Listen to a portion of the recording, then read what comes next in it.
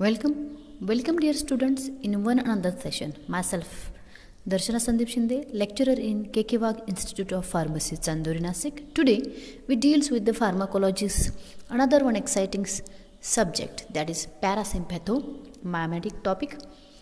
Parasympathomimetic drugs are also known as the cholinergic drugs. In this session we see the part 2. In a part 1 we see the cholinergic drugs. Learning outcomes of our today's session. After watching this video, students should be able to understand the pharmacological action of anticholinesterase, that is a reversible anticholinesterase 1 and irreversible anticholinesterase. In this session we see the methylcolon. First session we see the acetylcholine. In this second part we see the methylcolon. Methylcolon is differ from the acetylcholine in the following aspects. It can be administered orally. It is comparatively resistant to true cholinesterase and totally resistant to the pseudocholinesterase. The duration of action of the methylcolon is longer one. It has the selective cholinergic action, which include mainly the muscarinic and no or very weak nicotinic action. Amongst the muscarinic action, the effect on the smooth muscle of GIT is prominent one. Methylcolon has the action on the both muscarinic action as well as the nicotinic action one, but the muscarinic actions are the prominent one. The drugs produces the transient hypotension, tachycardia, salivation, sweat, flushing, and it increases the intestinal and pancreatic secretion. It may cause the bronchospasm also. Then next drug is the Carbicon. Carbicon is more potent than the methylcolon and is resistant to both true and pseudocholinesterase. It shows it is a better absorbed in the gastrointestinal compared to the other esters of the choline. Let's see the pharmacological action of the Carbicon. It has a less selective muscarinic action on the smooth muscle of the gastrointestinal tract and also stimulate the autonomic ganglia and the skeletal muscles. In a therapeutic doses, it produces the flushing of the face, that is somewhat swelling on the face, sweating, salivation, lacrimation. There is a fluid in the eye, that is excessive secretion into the eye, through the eye. It may produces the increased desire for the micturition and defecation. Also micturition, process of urination, small amount in a very small amount, and defecation also.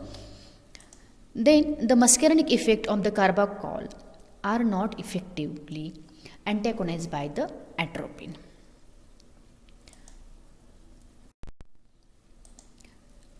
Then we see the anticholinesterase or cholinesterase inhibitors. Cholinesterase inhibitors, these are the drugs, inhibit the enzyme true and pseudocholinesterase. These are the drugs which inhibit the enzymes of the true and pseudocholinesterase and thus producing the accumulation of the acetylcholine at the various cholinergic sites. The pharmacological effect of such a drug is resemble to those of the stimulation of the central ganglionic and the peripheral ganglionic compound of the nervous system, or its action is similar to that of the acetylcholine. But in some cases, in addition of the some of the anticholinesterase have their own pharmacological action too. There are two types of the anticholinesterase. First one is the reversible anticholinesterase. These drugs cause the reversible inhibition of the cholinesterase. Then that means when we taken this kind of the drug, it shows its action. If we discontinue the dose, it shows there is a cholinesterase action will be continue. One example of it is physostigmine and neostigmine. And second type is the irreversible anticholinesterase. Irreversible anticholinesterase, this cause the irreversible inhibition of the cholinesterase. That means when we one at a time or once given the drug, its action is long lasting and it will damage the receptor site permanently. Example of its organophosphorus compound such as the DFP, that is diisopropyl fluorophosphate, and OMPA, that is octamethyl pyrophosphate phosphotetramide. Then first of all we see the reversible anticholinesterase. Reversible anticholinesterase are example of it: physostigmine, neostigmine, then pyridoxytamine are the carbatamate and anticholinesterase. Then they possessing the same reversible mechanism of action. They only differ in their physicochemical and pharmacokinetic properties. And reversible anticholinesterase in that only physostigmine can cross the blood-brain barrier and has a central action, but it is a least stable and shorter acting than the other one. Then we move towards the neostigmine. Neostigmine inhibit the both true and pseudocholinesterase. Two types of the cholinesterase, true and pseudo. Pharmacological action. First of all, we see the action on the GIT, gastrointestinal system. It increases the tone and motility of the gut and causes the increase in the peristalsis and enhances the production of the gastric juice. It also promotes the proportion of the intestinal content. Then skeletal muscle. It produces increase in the power of the skeletal muscles. That means the patient with the myasthenia gravis. Myasthenia gravis is the muscle fatigue at the end of the day. Its action is due to this action of the muscle fatigue is due to its anticholinesterase activity causing the accumulation of the ACH in a motor end plates. Increase in the amount of the acetylcholine released during the each nerve impulses. By directly stimulating cholinesterase or cholinergic receptor because of its arterial agonistic activity of the acetylcholine. Due to these all the reasons, the patient shows the fatigue, and this action showing the fatigue can be reduced by the taking of the neostigmine.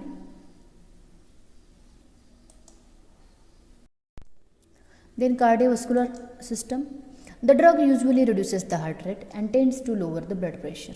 In a very simple language or in a very simple action is done on the cardiovascular system, that is reduces the heart rate and tends to lower the blood pressure by the peripheral vasodilation. This effect is antagonized by the stimulation of the sympathetic ganglia.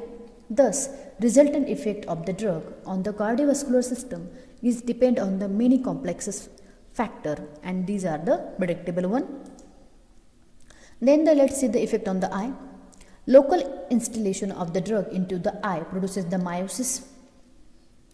Then spasm of the accommodation. The spasm, there is a problem in the seeing beyond the 6 feet. Miosis contraction of the pupil and the reduction in the intraocular tension. There is a reduction in the intraocular tension.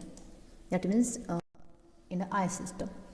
Then autonomic ganglia, action on the autonomic ganglia. It lower the concentration. The drug stimulate at the autonomic ganglia. What a high concentration, it block the autonomic ganglia. When we use in a low concentration, it stimulate it ganglia. In a large doses, it block the action of the ganglia. In a miscellaneous action, like other cholinergic drugs, increases the various secretion and produces the bronchoconstriction. Neostigmine is not satisfactorily absorbed on the oral administration. It is given both intramuscularly as well as the subcutaneously in the dose of 0.5 to 2 milligram. Then we see the therapeutic uses. This neostigmine is used in the treatment of the glaucoma. We see it is used to reduce the intraocular tension. Then in the treatment of the myasthenia gravis, it is used in the treatment of the post-operative paralytic ileus. And it is also used in the treatment of the paroxysmal arterial tachycardia to reduce the tachycardia, increase heart rate, to have to control in it. Then we see the irreversible anticholinesterase. Irreversible anticholinesterase, these are the organophosphorus compounds, are powerful inhibitor of the cholinesterase. They causes the irreversible inhalation of the both cholinesterase and the accumulation of the acetylcholine in the tissue. That means if we use the irreversible anticholinesterase, our receptor site get permanently damaged or the block for the both cholinesterase as well as the acetylcholine also. Then due to the prolonged action, the high toxicity, they do not use therapeutically. Instead, they use as a agriculture, or they use in an agriculture field as a insecticides. Workers handling the large quantity may suffer from the toxicity, as these compounds may enter the body via the inhalations, skin contamination, and the sometimes ingestion also. Then we see the organophosphorus compound poisoning. This poisoning can be happen due to the improper handling, occasional way, accidental or intentional one. First of all, we see the occupational or occupation poisoning. Organophosphorus compounds are very commonly used as insecticides in the agriculture. Individual handling these compounds during the agricultural practices such as the spraying may suffer from the toxicity, and these compounds may enter body via the inhalation. This is the occupational. If someone is work on the agricultural field and he sprayed the spray on agriculture field, then he may get suffered or he may get inhale some drug into him, and he get the or she get the that kind of the poisoning. Then accidental poisoning. Accidental intake of the agriculture products spray with this insecticide is another important of the poisoning. In order to avoid such incidents of the poisoning, a proper care should be taken, like to wash the agriculture products with the clean water before consuming them. In this way, we avoid this accidental poisoning by taking the proper care. Then third type is the intentional poisoning.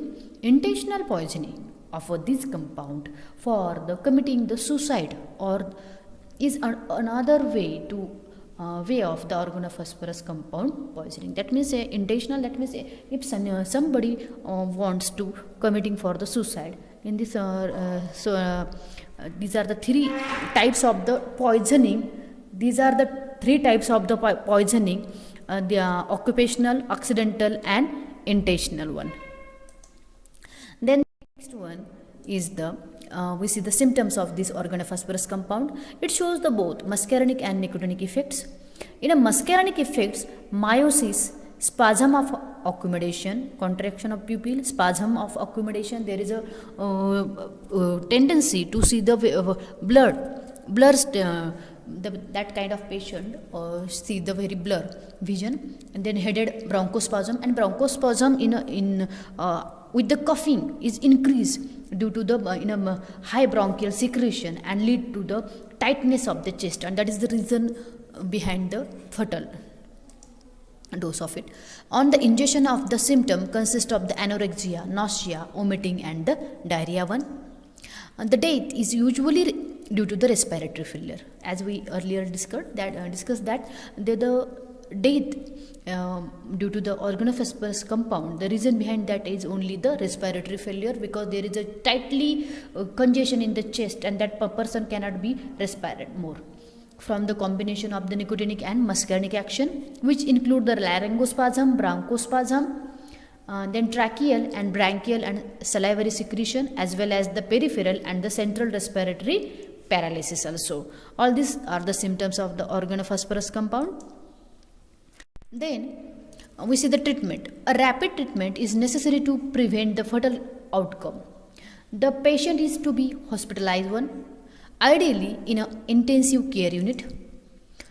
Specific treatment of it involve, in case of the ingestion, gastric lavage is necessary. That means the stomach wash is the necessary one. Mouth and pharyngeal secretion should be removed by the suction.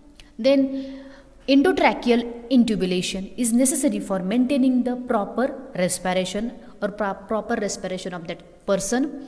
Then injection of the atropine sulfate 2 mg by the intravenous route.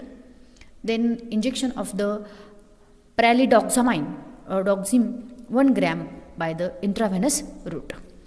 These oximes compound are effectively if we administer promptly. Then general treatment includes intravenous fluid to maintain the proper intravenous therapy, moist oxygen therapy. Then general nursing care should be taken. Then we see the concluded to the summary. In this session, we see the what is meant by anticholinesterase. We see the example of it. Then we see the reversible anticholinesterase. Its example is 5-stigmine, neostigmine. Then we see the irreversible anticholinesterase and its action. In this session, we see the irreversible anticholinesterase, that is the organophosphorus compound, its poisoning and its treatment also. Thank you very much for attending my practical session.